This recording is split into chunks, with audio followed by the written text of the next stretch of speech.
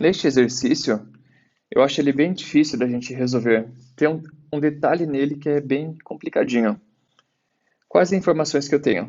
Eu tenho o valor da tensão eficaz, só que reparem que eu não tenho a fase da tensão, eu só tenho o módulo. Eu tenho aqui a tensão em cima do resistor, e aí eu tenho o valor completo, que é o módulo e a fase. E tenho o valor da capacitância. A primeira coisa que eu vou fazer é calcular a reatância capacitiva, porque eu já tenho o valor da capacitância e tenho a frequência. Então, com esses valores, eu calculo a reatância capacitiva. Posso calcular na forma polar e obter esse valor também na forma cartesiana, né? Só transformei da polar para cartesiana. Ok. A outra parte, a gente precisa entender um pouco o circuito. Então, eu montei vários gráficos, porque a solução desse circuito ela é mais gráfica.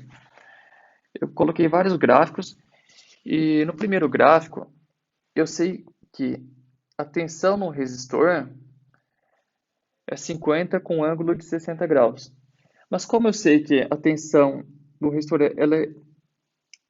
geralmente ela é real, então eu deixei aqui em cima do eixo real, sem nenhum problema em relação a isso.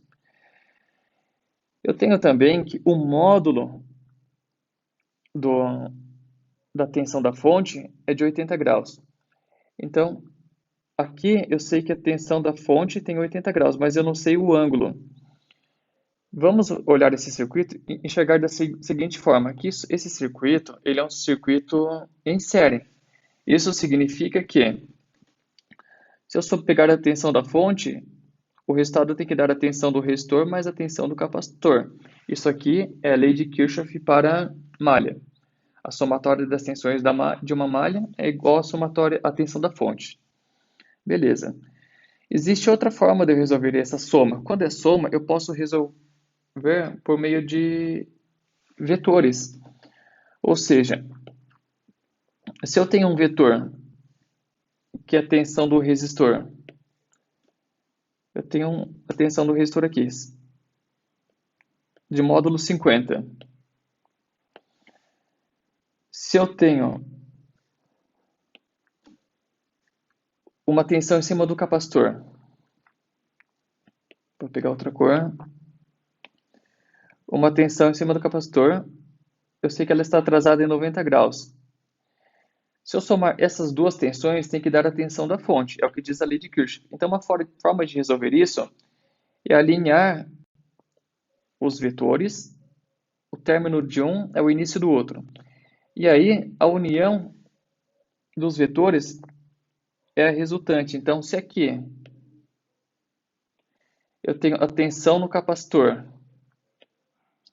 e aqui eu tenho a tensão no resistor, se eu somar as duas vetorialmente, eu acho a tensão da fonte. É isso que eu proponho aqui para resolvermos o circuito. Como que a gente pode fazer? Eu tenho aqui o tamanho da tensão no resistor. Eu não tenho o tamanho da tensão no capacitor, mas eu tenho o tamanho da hipotenusa, que é a tensão da fonte, 80. Então, eu proponho uma soma vetorial entre eles, ou seja, tensão do capacitor, aqui eu não sei o valor, mas eu tenho a tensão do resistor. Aqui eu não sei o tamanho da tensão do capacitor, é a minha incógnita, mas a hipotenusa eu sei que vale 80. Então, virou um triângulo retângulo. E aí, para achar o valor de VC, eu utilizo o teorema de Pitágoras. Hipotenusa ao quadrado é igual a cateto ao quadrado mais o outro cateto ao quadrado. Isolo VC, acho o valor da tensão do capacitor, 64,45. Mas lembrando, pessoal, eu não achei o valor dos ângulos. Eu achei apenas o valor do módulo. Bom, mas aí, para achar o valor do ângulo, é tranquilo, porque eu tenho todos os valores dos catetos. Então, esse ângulo aqui, que eu chamo de θ, eu calculo através da tangente a menos 1 do cateto oposto. Quem que é o cateto oposto ao ângulo? É o VC, dividido pelo cateto adjacente, que é o 50. Então, fiz essa conta e achei o valor do θ, que é 51,34. Isso significa que Essa aqui é a tensão da fonte de 80 graus, mas não foi dado o ângulo. O ângulo não sei. Aqui foi dado o ângulo. O ângulo aqui é de 60 graus positivos. Então, a próxima etapa que eu faço é ajustar esse triângulo colocando com os ângulos corretos. Ou seja, foi dado que a tensão no resistor tem módulo 50 com um ângulo de 60 graus. Então, com um ângulo de 60 graus, eu coloco aqui o módulo 50. Beleza. Com isso, o 80 ele fica um pouquinho inclinado. Quanto inclinado? Vamos analisar. Se daqui até aqui o resistor tem ângulo 60 graus e a distância entre a tensão do resistor e a tensão da fonte é de 51,34, significa que este ângulo da fonte é o que sobra, ou seja, 8,7.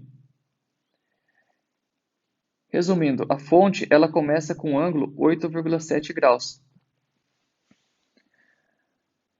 Depois vocês precisam, é claro que esse difusor aqui ele está errado, né? O certo é ele começar da origem. Então depois, quando vocês têm que montar o circuito, o que eu faço? Eu só pego esse valor, esse difusor e coloco no lugar correto dele. De tal forma que a distância, que o ângulo entre a tensão do resistor e a tensão do capacitor vai ser de 90 graus. Mas isso é lá na resposta. Deixa eu ver se tem mais algum ponto. Eu acho que tirando isso aí, não tem mais nenhum outro ponto complicado. O complicado mesmo é vocês calcularem, montarem esse diagrama fasorial ali. Então, eu já tenho tensão no resistor 50 com ângulo 60 graus, tensão da fonte 80 com ângulo 8,7 e a tensão no capacitor é o que precisa para completar 90 graus. Ou seja, a diferença de tensão entre o capacitor e o resistor é de 90 graus. Um é puramente real e o outro é puramente imaginário. Beleza. Mas se a tensão no resistor ela tem ângulo 60 graus, então a tensão no capacitor tem que ser no ângulo menos 30. Porque se eu fizer 60 menos 30, dá exatamente o ângulo de 90 graus entre eles. Então reparem que isso aqui nada mais é do que um circuito, né, um diagrama fasorial, mas que está um pouco ao contrário. Ele poderia muito bem ser esse formato que vocês estão acostumados. É só isso que eu quero que vocês prestem atenção, tá? Mas não, tirando isso, vocês irão resolver da forma convencional. Ou seja, se você achou o valor da tensão do capacitor, você tem o valor da reatância capacitiva, você consegue calcular o valor da corrente. E aí, se você tem o valor da corrente, essa corrente ela está em série com todo o circuito. Se você achou esse valor aqui, você tem todo o resto. Você consegue, se você tem o valor da tensão no resistor e tem o valor da corrente que passa no resistor, você acha o valor da resistência também.